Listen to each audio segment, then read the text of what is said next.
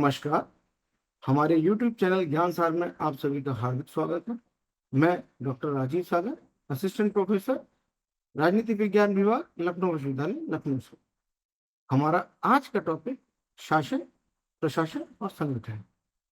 अक्सर ये देखा गया है कि छात्रों में शासन, प्रशासन और संगठन को लेकर एक असमंजस की स्थिति बनी रहती है। अब यदि हम शासन की बात करें तो शासन एक सरकारी क्रियाकलाप, द गवर्नमेंट एक्टिविटी। और गवर्नमेंट अर्थात सरकार, सरकार के संदर्भ में यदि हम बात करें कि सरकार क्या है, सरकार उन व्यक्तियों का समूह है जो किसी संस्थान या किसी देश को प्रबंधन करने का कार्य करते हैं। अब सरकार के 3 अंग होते हैं: व्यवस्थापिका, कार्यपालिका, न्यायपालिका। व्यवस्थापिका का काम कानून बनाने का होता है।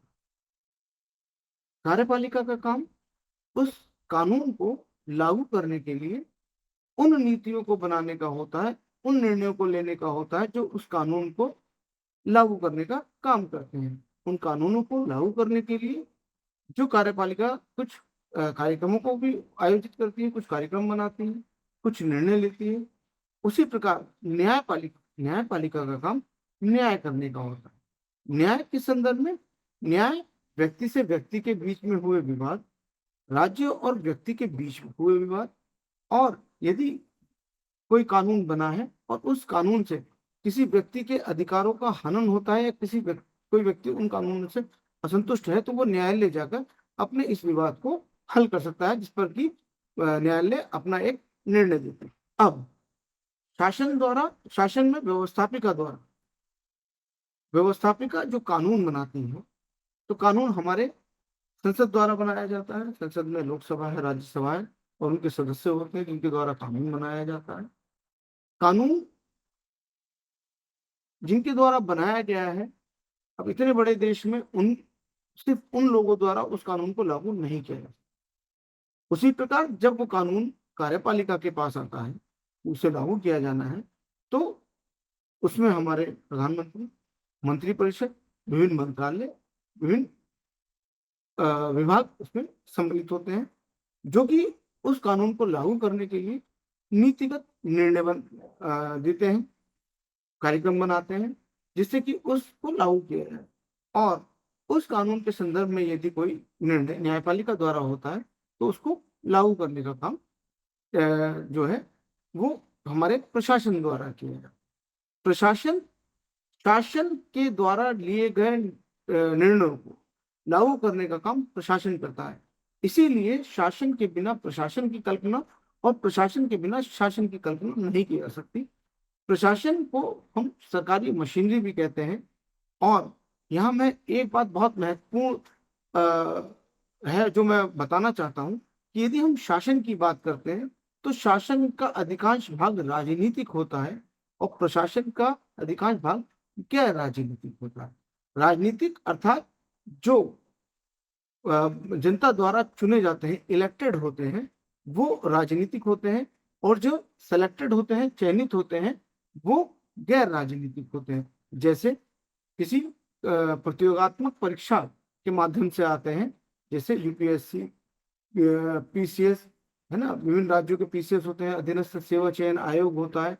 तो उनसे जो सेलेक्टेड चयनित व्यक्ति आते हैं, वो प्रशासन में काम करते हैं और उस कानून को और उन नीति निर्णयों को और न्यायपालिका दिए गए निर्णयों को वो धरातल पर व्यवहारिक रूप से लागू करने का काम करते हैं।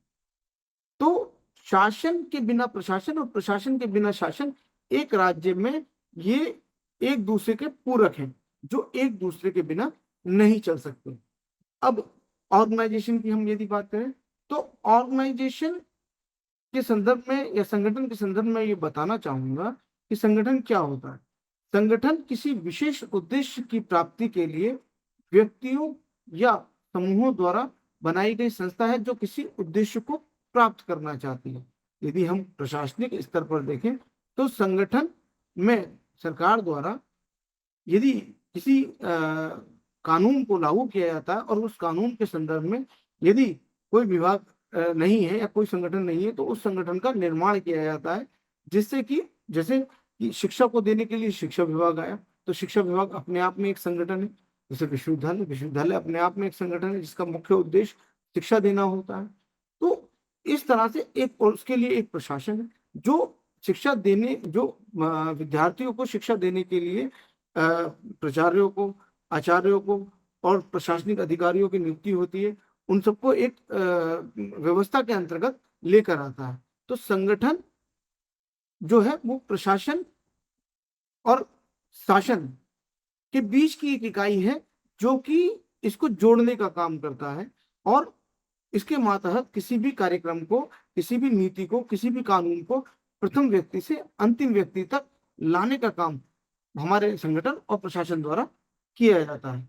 मैं आशा करता हूं कि मेरा यह व्याख्यान आप लोगों के लिए उपयोगी सिद्ध होगा। धन्यवाद।